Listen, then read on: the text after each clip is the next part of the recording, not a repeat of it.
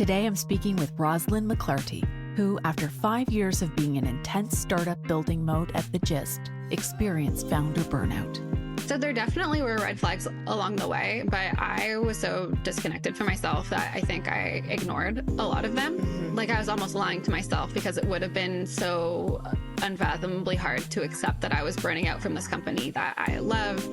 In this episode, we cover the signs of burnout, strategies to overcome it, and how we can use these lessons moving forward to build companies and lead from a healthier place. Let's dive in. Welcome to the podcast, everyone. I am excited to introduce Roslyn to the show.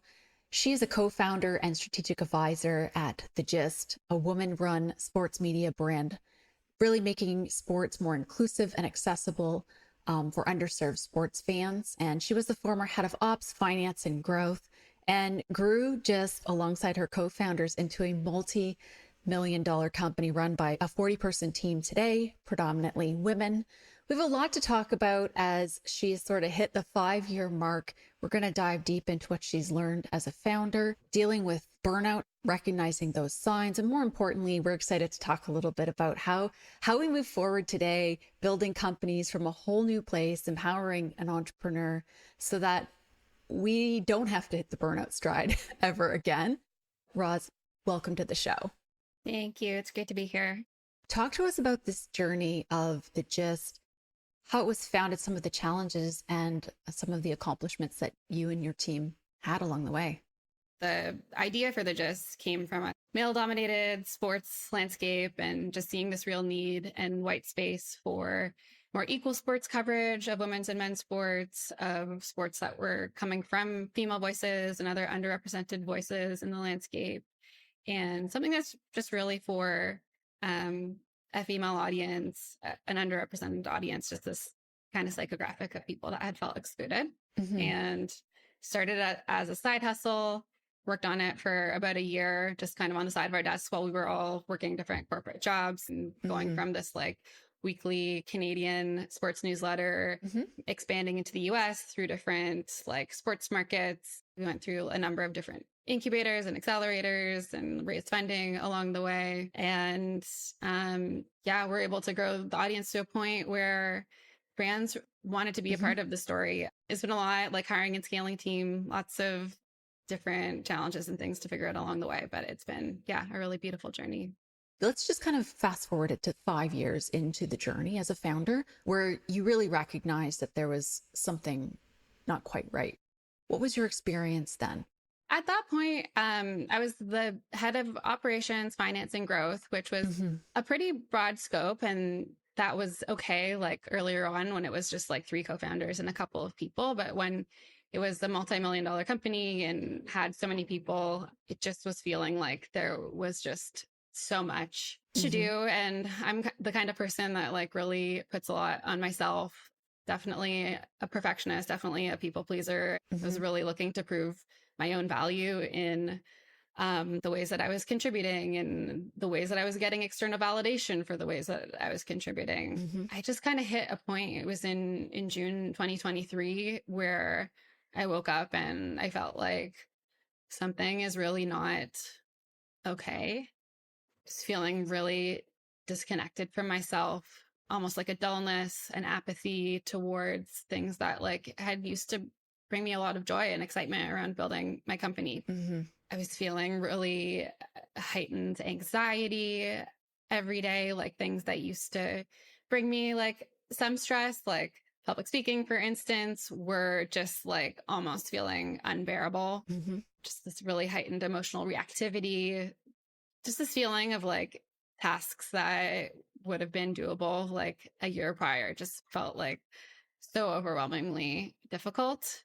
In hindsight, as you look back, was it a build process? Were there red flags along the way, or was it just, one day?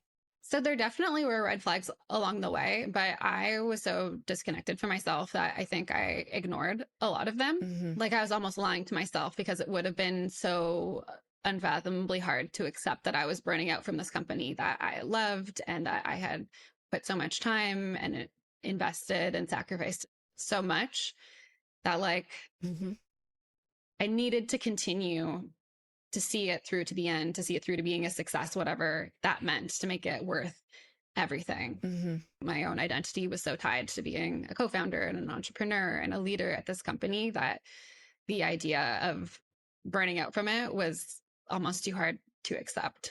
When did you go from that thought to, no, I really need to confront this? Like, what was the switch for you?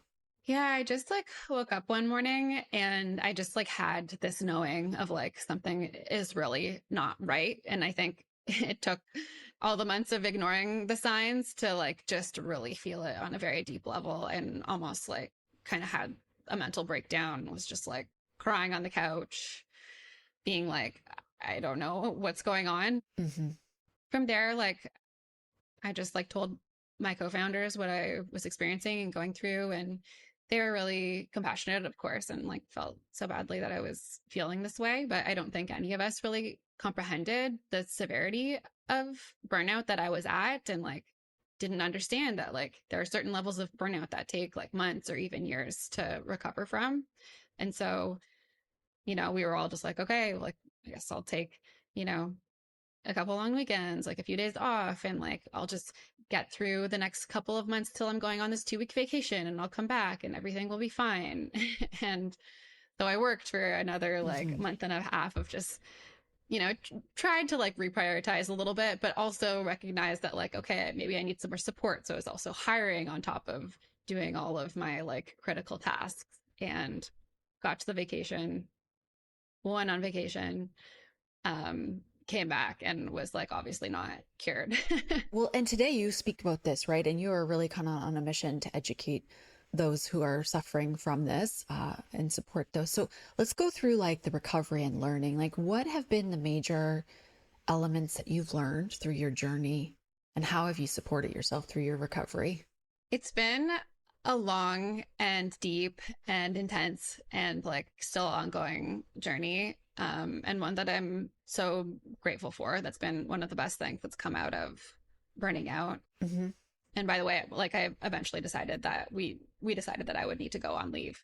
That's kind of where the recovery began.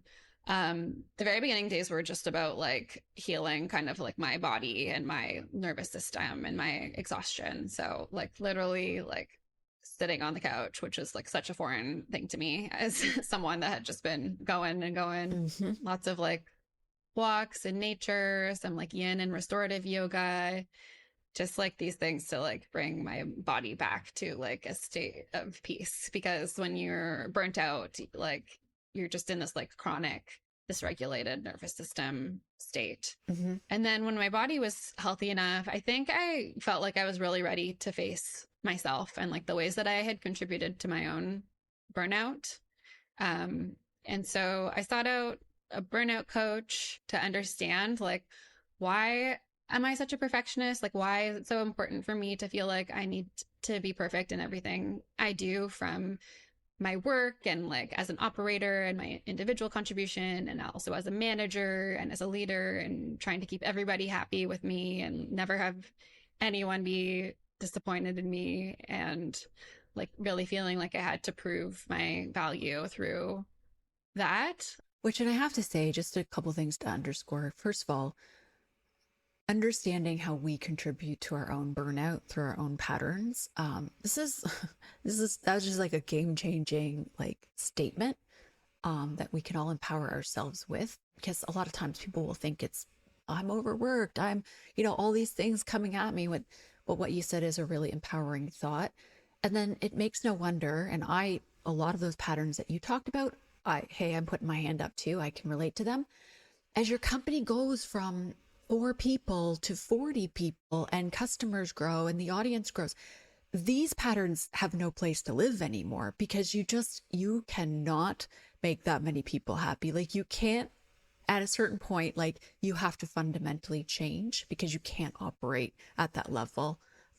How long did it kind of take you to really uncover those things? Yeah, I would say it's ongoing. And I think like through every healing modality, I find that they all kind of combine in different ways. And so like one of the big practices for me coming out of burnout too was like a self-compassion practice, because on the other side of taking this accountability for my own burnout, there also was like a lot of shame of like, oh, I wasn't good enough. I was incapable. I failed. I let everybody down. Mm-hmm. Shame is not a motivating emotion for healing or improving. And so I developed this like pretty consistent self-compassion practice that also involved kind of speaking to my inner child in a lot of ways. A couple of the things that I did that really helped. One of them was just writing down 3 things that I did well, like the day before and what it's evidence of. It's kind of like similar to a gratefulness journal of just like reminding yourself of the good things in your life, but actually like applying it to yourself and saying like, this is what it means about me and my character. And then the other one, which took a little bit of time to like get comfortable with, was actually just writing a love note to myself every day. Just learning to give myself the validation that I felt like I needed to be okay, you know, from other people, but just, you know, learning to tell her like what she needed to hear earlier on and even today was like extremely powerful and like often very like emotional for me. Thank you for your vulnerability in sharing these exercises. My hope is that people can grab real tools as they listen. How has it been for you now? So you've been in this process, would you say this is 8 months now, this journey you've been in? It's going well. And there have been like a lot of steps that have gotten me to where I am now. I would say like one of kind of the catalysts for like where I find myself now was just like the intense grief of like eventually coming to the decision of like moving on from the company and having to grieve that loss of like, you know, that future that I would have had with the company and my relationship with my co-founders and being active in building the business with them and this like identity. And that was like really hard. But it was out of that place of like really intense grief where I think like a lot of the time we can get more in touch with our intuition, which is something that I had felt like very disconnected from. And so it was in this grief that I was like, you know, starting to feel like messages from myself that around like who I could be and who I am and what I enjoy and just like creative ideas of like how things could manifest, which was really hopeful after like just feeling like my world had gotten completely rocked. Part of I think why I burnt out is because a lot of the work that I was doing, I actually like when I get honest with myself, like didn't enjoy. A lot of times when you grow in your leadership roles, like you're put into, you might start in a creative capacity. You might start, you know, dealing more with like customers and sales, eventually kind of move into a track of analytics and, you know, looking at things through operations and finance and budgets and sheets. And there's a pride in thinking you can do that. But sometimes it's like, but am I in the right role? And so this intuitive, creative side, like how have you been tending to this? Because I think sometimes the analytical minds want to know. Yeah, I think just starting to get curious about like, what are the things that I do that like make me lose track of time? Or what are the things that I used to love to do as a kid? Like, what are the things that like actually I look forward to and like give me energy? And so for me, like some of the things that came up when I was asking those questions were graphic design, which is very opposite from my role, but I always really enjoyed like the branding process and like jumping into Canva and Figma to like work on some growth marketing assets or like whatever. And so I was like, I'm just going to take a graphic design course and I've been absolutely loving it. It's brought me so much joy.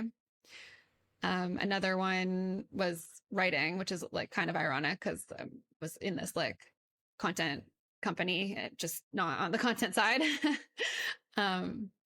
But that it's really helped me find my voice. And it's been something I've always enjoyed too. Like even when I was just like writing press releases or investor reports. And it's like so much more fun to write about stuff that's meaningful to me and as a way to find community and like people like yourself and like connect with people that are like interested in the same things. What advice would you give someone to be able to introduce those techniques into their everyday living today, even if they know, no, like I need time to explore that right now? You can start in like really small, like incremental steps, and they probably will build if you are loving them, like they'll build in the direction that you want them to. I think also like something that was helpful for me was finding expanders in those areas too, and just like seeing what's possible, especially for people like that like had been where you are now. Like maybe you're in this career that you're not loving, or you're in this position that you're not loving, but just like seeing someone else who's like moved out of what you're doing into something that like you want to be doing, or has like found a way to make it work on the side of their job too, because there are lots of people that have been successful in doing that and have found a lot of joy in that.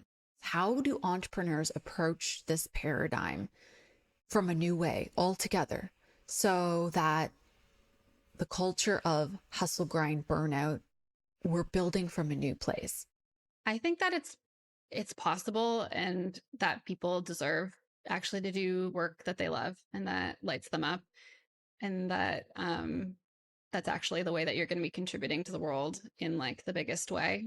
I think like in Western society, we think like we have to, you know, be the like me, be the finance and ops person. That's how we're valuable, and we need to hustle and work hard. And, you know, to be successful, you need to be like working hard on stuff that you don't like. And I think like we kind of need to change that idea and start to believe that it is possible for us to be like not only possible, but like really important for us to be working on the things that light us up and give us energy. Mm-hmm.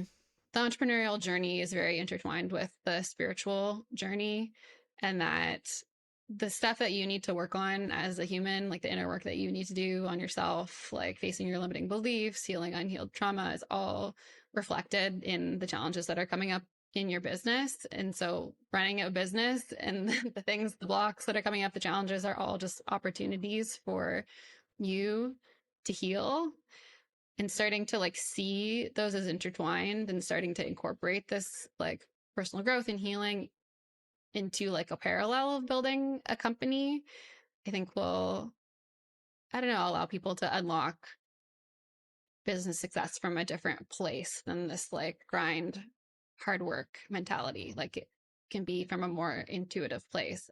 As people have been coming forward and sharing their stories with you, are you seeing any shifts in the culture and trends on kind of this new approach? Like, what are you observing?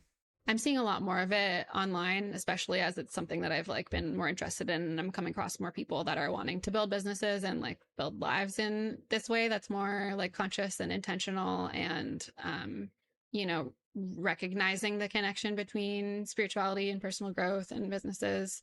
And I think it's like, it's becoming it's more and more possible to do that as, you know, we're working more remotely, and there's a lot more flexibility, and people see paths that are different than just like you climb the corporate ladder at this one place for your whole career. And, you know, people are starting to see that there can be different expressions and different ways of working that, you know, express the different parts of what they have to offer. And so that's really exciting to see, because I think that's just going to ultimately work better for people and allow them to have the impact that they want to be having in the world that they maybe wouldn't necessarily have been able to if they were just painted into this like climbing the corporate ladder box. So when you think about your next chapter as an entrepreneur and vision, you know, what advice are you giving yourself for how you're going to continue to evolve and bring your gifts out into the world? Really staying true to work that energizes me. And so what I'm building now does combine all the things that I love, and learning to like listen to my body and my intuition a lot more, since that was something that was completely cut off before. But yeah, like using kind of my inner wisdom to guide me on like big things, and also just like, what am I working on today? Like, what do I actually feel like working on today? Things like that. I think continuing to bring more self-compassion is like a big one for me, and continuing to kind of level up my worth and being guided by the purpose instead of like this feeling of having to prove myself, because the prove myself forcing energy just doesn't work with like what I'm trying to bring into the world now. Mm-hmm. And I think just like finding my community too is one that I'm like really trying to figure out this year, like finding other entrepreneurs that are building in this new paradigm, because you really do absorb like the energy of the people that you surround yourself with. So if you're around people that are like hustling and grasping and like forcing, you can like fall into that too. Especially in a city like New York, which is where I am. So I think like finding people that are also, on more of like a spiritual entrepreneurial path will serve me going forward. One kind of final theme that I wanted to touch on before we wrap. How would somebody have recognized the signs, and what can people do to support each other? If you are starting to feel a dullness, if you are feeling a heightened anxiety, if you're feeling any form of chronic like pain or afflictions, like for me, I had a chronic neck pain and shoulder pain that, all of the physio and chiropractor and stuff like didn't help. It was like a psychosomatic affliction. If you are realizing you're reaching for your coping mechanisms, Mm-hmm. if you are feeling any of those signs, like I would say, acknowledge them, like get honest with yourself. I think asking for support, whether that's like business partners or friends, or finding like a coach if you have the means, or a therapist, so that you don't feel like you're so alone, and you can start to foster a bit of a sense of safety around you in, making the changes that you're going to need to make. I think like if you're headed for burnout or already burnt out, like you do need to get honest with yourself about some of the changes that you're going to need to make, both external and internal. Mm-hmm. So like external changes could look like reprioritizing, like just getting really honest about like what parts of the business you need to be working on, seeing like where you can eliminate, delegate, minimize tasks or make them more fun, like really ruthlessly. And then on the internal side, like starting to ask yourself, like, how am I contributing to my own burnout? And that's something where it's helpful to get support too, because sometimes like it's like in your subconscious, right? You're not sure necessarily that like your perfectionism or your people pleasing is like really contributing to your own burnout, but that can be really supportive. If I were your colleague back then at the time, like how would I have known, or could I have known? Like what could I have done in those days to have supported you? Sometimes it can be like hard to detect, especially like someone who's burnt out is usually like a bit of a people pleaser. Mm-hmm. So you really do need to like really observe and check in. And I would recommend like if you're running a company as like co-founders or anything like that, having regular check-ins where you can like really get honest with each other about how things are going. That can help and be kind of an invitation to be honest about those things. But yeah, I think if you see someone is kind of like losing their spark, starting to even like struggle with their performance, even like, I don't assume the worst, that like, they don't care or they're lazy. Like they could really be struggling from a mental health standpoint. And so giving them the benefit of the doubt. And yeah, like I would say really encouraging them to find support, either a coach, a therapist, a burnout course, like free burnout resources that are online where you can kind of learn more and take it like more seriously, because it is like a very serious thing. I know you went through such a hard time, but what a gift you're serving all of us through your journey, Roslyn.